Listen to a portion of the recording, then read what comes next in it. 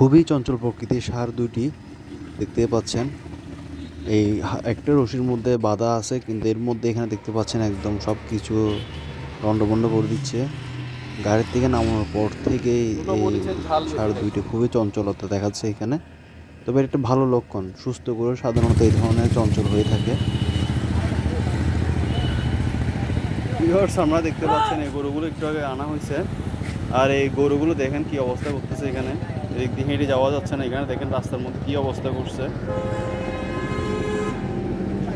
প্রচণ্ড রাগী এই ষাঁড়গুলো দুইটাই, প্রচণ্ড রাগী।